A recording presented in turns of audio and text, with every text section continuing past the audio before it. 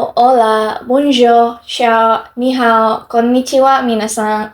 Tuning in, welcome back to FOODCRICS, where we yap all night long of your favorite food-related topics.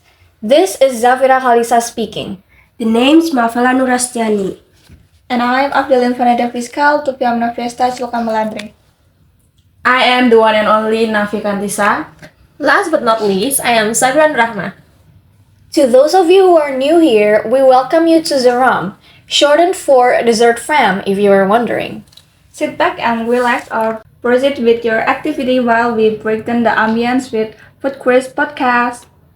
I hope that this podcast will end real soon. We've just begun recording. Yeah, watch the duration, we better get into talking. No, sorry. I'm just hungry since I haven't had anything in my stomach since this morning. Why would you skip meals? You don't have the money to spare or something? Most likely, she always takes the most expensive items in the restaurants. You don't have the right to complain, you know. Without this podcast, you won't earn enough money. Therefore, you don't get to buy yourself food. Excuse me? What do you mean by wasting my money? I don't want to hear people criticizing my lifestyle. Yeah, I mean, can't you just not eat exclusively in restaurants? There are so many places that have cheap and hygienic food, like in the streets. They're incredibly good and their prices are friendlier than you'll ever see in fast food chains also. Some restaurants have unfulfilling food proportions too. Like that one expensive dessert place you always go to, I'd rather eat a cheaper version than that. Or if you wish to eat a large meal, I say nasi padang is the best option. You don't need to top their hygiene. Talking about expensive food, have any of you ever tried gourmet food? What's that? Some fancy in the Oh tone. yeah! I've heard of it. Sure have. I just watched someone reviewing them on YouTube Shorts not a while ago. Really? Isn't any good? Was it worth the price?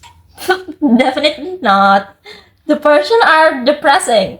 Only people with eating disorder would appreciate it.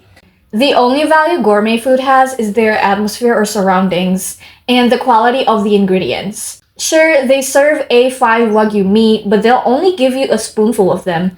I wouldn't pay a single penny for the life of me of just that. People with money just have to spend their wealth of food that share the highest tax possible. One time, I saw a person dining in a fancy restaurant that serves vanilla ice cream, giving them a little show of dressing it pretty and all. Only to give them 20% of the ice cream the waiter was holding. The person's smiling face immediately dropped. It's hilarious. I get that it has its own art, but I feel like gourmet food are soulless. How so? I think they're gorgeous to look at. It is a bit too expensive for me to try. A bit is an understatement. That's because although I do appreciate art, I find it wasteful to materialize them through food. Foods are meant to be eaten, not to be gazed and awed upon. She made me a good point. Rich people always try to waste their money, and they call it art. I don't know about that. Maybe they just prefer hygiene and food quality. Some of the food there has small portion to adjust the number of calories to be consumed. Right, unlike nasi padang, there's a lot of cholesterol and calories in it, but I still prefer nasi padang cause I broke. Acceptable. But we can reduce the calorie by not eating it too much, right? It doesn't work like that, because nasi padang is also not freshly cooked. You see, the food is always presented in a display case that barely protects the food from dirt or even flies. Yes, and also, we always find nasi padang on the side of the road. Can you imagine the pollution that might be in the food? Oh my god, you're right. So maybe to control the unhealthy food we consume, we can just buy them once in a week or two. That's a good idea, but honestly, it's really hard to resist nasi padang when you walk by and smell out those spices. It's like they're calling you. True, it's like the food just lures you in With the aroma, the rendang, the sambal, how can anyone say no to that? Exactly. But yeah, moderation is key. If we eat it every day, we're definitely risking our health. Once a week or even two sounds like a balanced compromise. Agreed.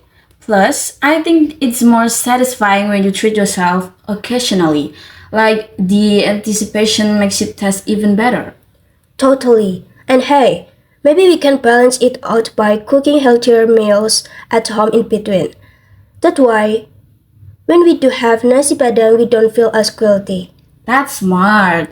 We can have our favorite indulgences without completely wrecking our health. It's all about balance. So, in conclusion, most of you would agree that gourmet food is nothing but a waste of money. Duh, of course it is. You don't need to eat high-end foods to be classy. I'd rather have homemade meals instead, no matter if someone paid me to eat them. Seriously, it won't make you full anyway. Nasi padang all the way. Either we're not rich enough to comprehend how important gourmet food is, or we simply don't care. I'd prefer the latter. Second that. And we've come to the end of our podcast today. What do our Zeram think? Would you consider trying out gourmet food once in your life? Anybody here is a fan of nasi padang and such? Tell us your inputs on our Instagram at @foodcrics.yap. We'll try our best to read every single one of your DMs. Food critics hanging up the phone. Have a good evening, everybody. Goodbye. Bye.